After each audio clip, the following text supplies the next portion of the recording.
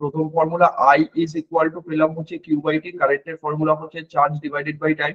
Second formula পেলাম Q is equal to I T, ঠিক আছে, যে charge is equal to current into time. এবার দেখ চার্জের ভ্যালু আমরা লিখলাম কত, -1.6 ইন্টু 10⁻⁻19 কুলম, এটা লিখলাম, ঠিক আছে।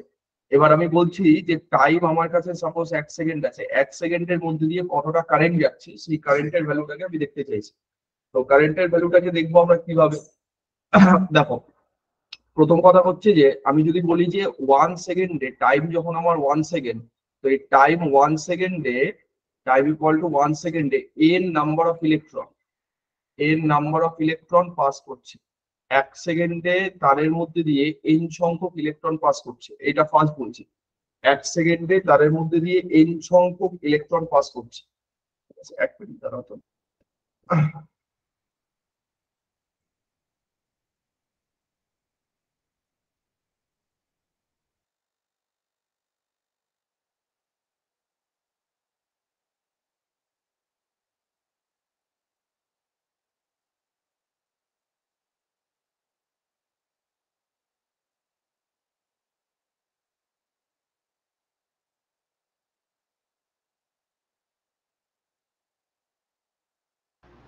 আচ্ছা দেখো, তো যেটা বলছি যে T equal to 1 second, time 1 second আছে, এর নাম্বার অফ ইলেকট্রন আমি বললাম যে তারের মধ্যে দিয়ে পাস করছে। তাহলে যদি তাই হয় তাহলে এইখানে আমি একটা জিনিস এইভাবে লিখছি যে টোটাল চার্জ কত পাস করবে, টোটাল চার্জ, চার্জের যে ভ্যালু আসবে সেই চার্জের ভ্যালু আসবে এন মাল্টিপ্লাইড বাই, মানে ই অ্যামাউন্টের চার্জ পাস করছে এবং এন সংখ্যক ইলেকট্রন যদি পাস করে তাহলে charge Q is equal to N into T লিখতে পারি। গেল? তো এখান থেকে এই যে ফর্মুলা আছে, এই ফর্মুলাতে I is equal to N into E divided by T লিখতে পারি, এন ই বাই টি, এটা লেখা যেতে পারে। আর এখান থেকে তাহলে লেখা যেতে পারে কি, N is equal to I into T divided by A, যাই তো লেখা, দেখ N is equal to I T by A. গেল? এইটা হচ্ছে নাম্বার অফ ইলেকট্রন পাস, 1 সেকেন্ডে তারের মধ্যে দিয়ে কতগুলো ইলেকট্রন পাস করছে তার ফর্মুলা, আই টি বাই এ। হ্যাঁ, গেল? আচ্ছা, এবার আমি যদি বলি যে তারের মধ্যে দিয়ে 1 সেকেন্ডে 1 অ্যাম্পিয়ার কারেন্ট যাচ্ছে, মানে টি এর ভ্যালু হচ্ছে 1 সেকেন্ড, কারেন্টের ভ্যালু হচ্ছে 1 অ্যাম্পিয়ার। যদি তাই হয় তাহলে এন এর মানটা আমার কত হবে, টি এর মানটা আই হচ্ছে 1 অ্যাম্পিয়ার, টাইম হচ্ছে 1 সেকেন্ড ডিভাইডেড বাই ই। ই মানে আমরা কি বলবো, ই মানে আমরা বলছি চার্জ, চার্জ মানে হচ্ছে 1.602 into 602 into 10 to the power minus 19 coulomb, 1.602 into 10 to the power minus 19 coulomb। ওকে, গেল? আচ্ছা, তো এই ভ্যালুটাকে যদি আমরা এন এর ভ্যালুটাকে যদি আমরা লিখি তাহলে 1 বাই এটা লিখলে ক্যালকুলেশন করলে আমাদের কত আসবে, 6.25 into 10 to the power 18 number of electron. এই ভ্যালুটাকে একটুখানি মাথায় রাখতে হবে, 6.25 into 10 to the power 18 number of electron, এই ভ্যালুটা অপশনে থাকবে। কখন বলবে যে 1 সেকেন্ডে কোনো একটা ওয়্যার বা কোনো একটা তারের মধ্যে দিয়ে যদি 1 অ্যাম্পিয়ার কারেন্ট পাস করে তাহলে তার মধ্যে দিয়ে কতগুলো ইলেকট্রন পাস করছে সেই ইলেকট্রনকে বার করার ফর্মুলাটা, ঠিক আছে। It is equal two 6.25 into 10 to the power 18 number of electron. গেল?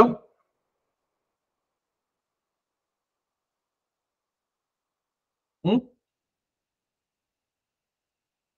এইটুকু ভালো করে লিখবে। আইটাও হচ্ছে 1, তাই তো?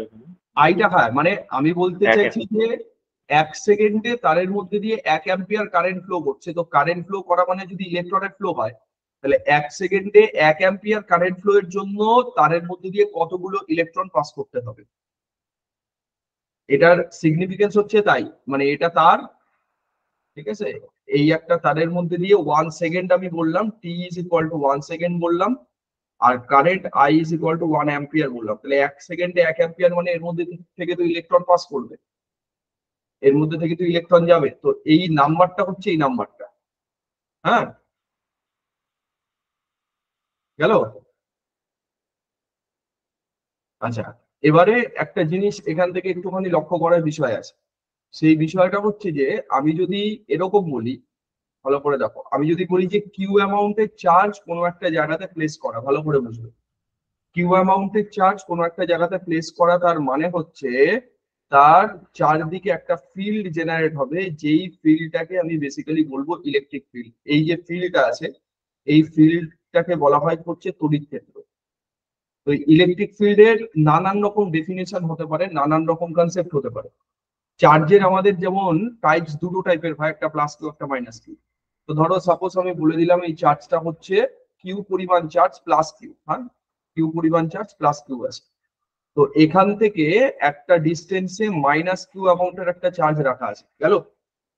তো এই মাইনাস কিউ চার্জ যখন এইখানে থাকবে, তাহলে প্লাস এবং মাইনাসে এর মধ্যে কোনো আকর্ষণ বিকর্ষণ কিছু থাকবে না। কারণ কি? কারণ সে ইলেকট্রিক ফিল্ডের বাইরে আছে। এই আকর্ষণ বিকর্ষণ যেটুকু জায়গা জুড়ে কাজ করে সেই জায়গাটাকেই বেসিক্যালি বলা হয় হচ্ছে ইলেকট্রিক ফিল্ড। এবার ধরো আমি এইরকম কোনো একটা পয়েন্টে মাইনাস কিউ চার্জকে আমি প্লেস করলাম এখানে, এই পয়েন্টটা হচ্ছে এ, ঠিক আছে? তো এই চার্জকে টেনে এই এইরকম কোন একটা পয়েন্টে আনতে, সাপোজ আমি বললাম যে কার্য, কার্য মানে ওয়ার্ক ডান করতে হচ্ছে ডাব্লু, ডাব্লু অ্যামাউন্টের কাজ করতে হচ্ছে। তাহলে আমাকে পোটেনশিয়াল এখান থেকে বার করতে হয়। Potential V is equal two ভালো করে বোঝো যে কতটা অ্যামাউন্টের কাজ করতে হচ্ছে, ডাব্লু অ্যামাউন্টের কাজ করতে হচ্ছে ডিভাইডেড বাই কতটা, মানে কতগুলো চার্জকে টানার জন্য কাজ করতে হচ্ছে কিউ অ্যামাউন্টের। তাহলে ভি ইজ ইকুয়াল টু আমরা বলবো কি, ভি ইজ ইকুয়াল টু বলবো W divided by Q, V is equal to W divided by Q, কেন? W divided by Q. Complete? দেখো, ভি ইজ ইকুয়াল টু এটা ডাব্লু ডিভাইডেড। আরেকবার একটু বলবেন এটা? এইটাকে বলা হয় হচ্ছে ভোল্টেজ। আমি বলছি যে কোনো একটা চার্জ কোনো একটা জায়গাতে প্লেস করা, ভালো করে বুঝো। কোনো একটা চার্জ, সেটা প্লাস কিউ হতে পারে মাইনাস কিউ হতে পারে, যে কোনো চার্জ যে কোনো একটা জায়গাতে প্লেস করা আছে। তো তার চারদিকে, তার চারদিক জুড়ে একটা ক্ষেত্রফল কাজ করে, মানে তার চারদিক জুড়ে একটা ফিল্ড কাজ করে, যেই ফিল্ডটাকে বেসিক্যালি বলা হয় হচ্ছে ইলেকট্রিক ফিল্ড বা তড়িৎ ক্ষেত্র। এবার বলছি যে তড়িৎ ক্ষেত্রের বাইরে কোনো একটা পয়েন্ট আছে, যেই পয়েন্টে আরেকটা চার্জকে রাখা আছে, যেই চার্জ হচ্ছে আমার মাইনাস কিউ। ওই মাইনাস কিউ অ্যামাউন্টের চার্জকে টেনে এনে এরকম কোন একটা পয়েন্ট আছে, যেই পয়েন্টটা হচ্ছে এ, এ পয়েন্টে আনতে আমি বললাম যে ডাব্লু অ্যামাউন্টের কাজ করতে হচ্ছে। তাহলে ডাব্লু অ্যামাউন্টের কাজ করতে হচ্ছে কটা চার্জকে আনতে? একটা চার্জকে আনতে। তাহলে ডাব্লু বাই কিউ কে তুমি বলবে হচ্ছে ইলেকট্রিক পোটেনশিয়াল।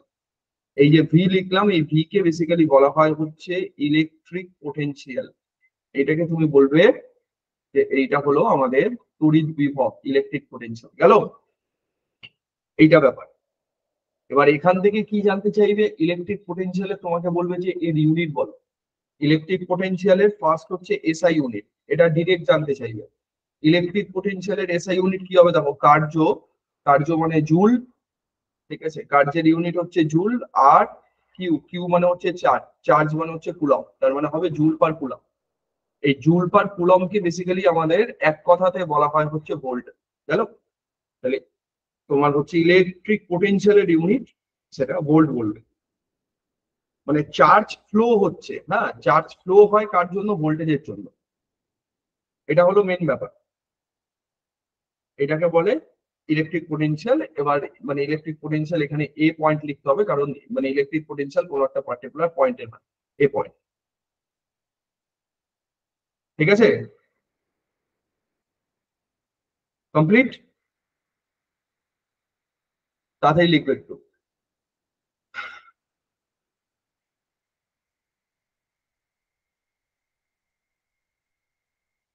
ওকে, ডান। দেখো, হ্যাঁ, হ্যাঁ স্যার, কমপ্লিট। কমপ্লিট। আচ্ছা, চলো।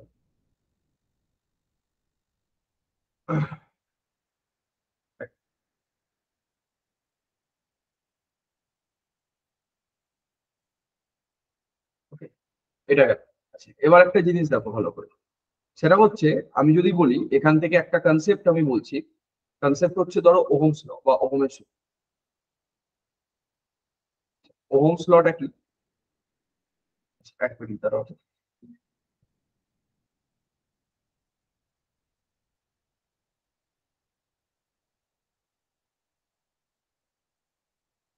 দাঁড়াও এক মিনিট,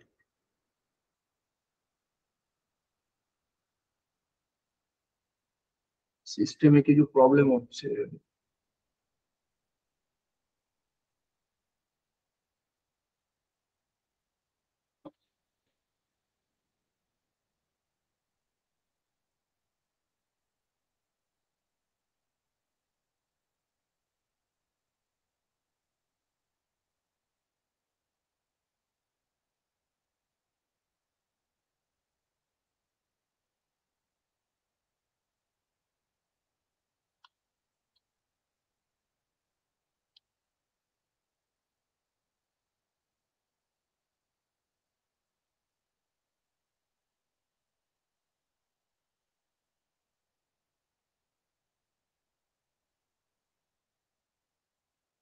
আচ্ছা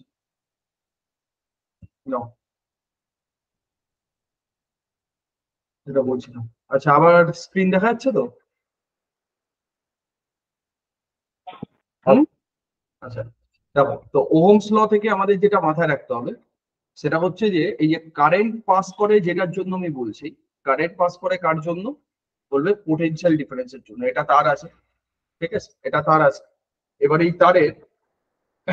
এই তারের আমি দুটো সাইডে, অ্যাকচুয়ালি এই দুটো সাইড ধরো, এটা প্লাস আছে এটা মাইনাস আছে, তো প্লাস মাইনাস আছে, তো পোটেনশিয়ালের পার্থক্য থাকতে হবে। প্লাস সাইড যেটাকে বলেছিলাম আমি হাই পোটেনশিয়াল রিজিয়ন, মাইনাস সাইডটা যেটা বলেছিলাম সেটা লো পোটেনশিয়াল রিজিয়ন। তো প্লাস সাইড থেকে মাইনাস সাইডের দিকে ইলেকট্রনের ট্রান্সফার হয়, এদিক থেকে এইদিকে, মানে ভুল বললাম, এই দিক থেকে এইদিকে কারেন্টের ট্রান্সফার হয়, এটা হচ্ছে আমাদের কারেন্ট, ঠিক। আর এই দিক থেকে এই দিকে আমাদের ইলেকট্রনের ট্রান্সফার হয়। তো কারেন্টের ডাইরেকশন এবং তুমি ইলেকট্রনের ডাইরেকশন এটা সবসময় মাথায় রাখবে যে 180 ডিগ্রি অ্যাঙ্গেলে আছে। এবারে আমি যদি বলি যে দুটো পয়েন্টের মধ্যে যে কোনো ওয়্যার বা যে কোনো তারের যে দুটো পয়েন্ট আছে, সেই দুটো পয়েন্টের মধ্যে যদি আমার এ বেড়ে যায়, কি বলে ওটাকে, দুটো পয়েন্টের মধ্যে যদি আমার পোটেনশিয়াল ডিফারেন্স বেড়ে যায়, ধরো বিএ মাইনাস বিবি বললাম, দুটো পয়েন্টের মধ্যে আমি বলছি যে পোটেনশিয়াল ডিফারেন্স বেড়ে যাচ্ছে বিএ মাইনাস বিবি। তো পোটেনশিয়াল ডিফারেন্স বেড়ে গেলে, ওকে, তো তাদের মধ্যে কারেন্টের ভ্যালু আমাকে কি হবে বলো তো? কারেন্ট কি বাড়বে নাকি বাড়বে না? কি মনে হয়? বাড়বে। দুটো পয়েন্টের মধ্যে বিভব পার্থক্য বাড়ে, তো সবসময় আমাদের কারেন্ট বাড়বে। তো এদের মধ্যে একটা সবসময় কিসের সম্পর্ক থাকবে? বলবে ভোল্টেজ এবং কারেন্টের সঙ্গে সবসময় আমাদের একটা সমানুপাতিক সম্পর্ক আছে। তো সমানুপাতিক সম্পর্ক থাকলে ভি ইজ ইকুয়াল টু, আমি কি বলবো, ভি ইজ ইকুয়াল টু বলবো আই ইন্টু আর। এটা ভোল্টেজ এবং কারেন্টের মধ্যে একটা সমানুপাতিক সম্পর্ক আছে, that's why V is equal to আমি বলবো I into R, V is equal to I R. Okay. আচ্ছা, এই ওহমস ল বা ওহমের সূত্র মেজারমেন্ট করার জন্য দুটো ফিজিক্যাল কোয়ান্টিটি, দুটো ভৌত রাশি, সেই দুটো ভৌত রাশিকে সবসময় কনস্ট্যান্ট থাকতে হবে। সেটা কি কি? নাম্বার ওয়ান হচ্ছে আমাদের টেম্পারেচার, টেম্পারেচারকে আমাদের ফিক্স রাখতে হবে, টেম্পারেচার আমাদের কনস্ট্যান্ট রাখতে হবে। নাম্বার টু হচ্ছে ফিজিক্যাল কন্ডিশন, বা তুমি বলো টেম্পারেচার, আচ্ছা টেম্পারেচারটাই বলো, শুধু টেম্পারেচারটাই ফিক্স থাকতে হবে, আদার্স কোনো কিছু না থাকলেও চলবে, থাকলেও চলবে, মানে যে অ্যাটমসফিয়ার বা যে এনভায়রনমেন্টে করছি সেখানে দেখো টেম্পারেচারটা ফিক্স থাকে। কারণ টেম্পারেচার উল্টো পাল্টা হয়ে গেলে কারেন্টের ভ্যালুও উল্টো পাল্টা হয়ে যাবে, পাল্টে যাবে, ঠিক আছে। আচ্ছা দেখ, তো আমি যদি বলি এখান থেকে আর ইজ ইকুয়াল টু কি আসবে? আর ইজ ইকুয়াল টু আসবে ভি ডিভাইডেড বাই আর। এই আর ইজ ইকুয়াল টু কনস্ট্যান্ট। এবার শোন, তোমাকে পরীক্ষাতে জিজ্ঞেস করলো দুটো কোয়েশ্চেন এখান থেকে র্যান্ডম আসে, এবং সব থেকে গুরুত্বপূর্ণ বা ল্যাঙ্গুয়েজ চেঞ্জ করে করে আসে। প্রথমে তোমাকে বলবে যে ওহমস ল, ওহমের যে সূত্র আছে সেই ওহমস ল কি ডিফাইন করে? ওহমস ল ডিফাইন্স, তার উত্তর কি হবে তুমি আমায় বলো? ওহমস ল ডিফাইন্স, তার আনসার কি? এর আনসার কি? মানে ওহমস ল কি ডিফাইন করে জানতে চাইছে, কি উত্তর হবে? এর কোনো আইডিয়া আছে? ডিফাইন কথাটার মানে জানো? কারেন্ট ফ্লো ডিফাইন করে। কারেন্ট এবং ভোল্টেজ, ওহমস ল ডিফাইন্স কথাটার মানে যে ওহমস ল কার আর কার মধ্যে সম্পর্ককে স্থাপন করে, এটার মানে হচ্ছে তাই। তো ওহমস ল ডিফাইন্স বললে তুমি বলবে ভোল্টেজ অ্যান্ড কারেন্ট, এইটা হচ্ছে first answer, voltage and current.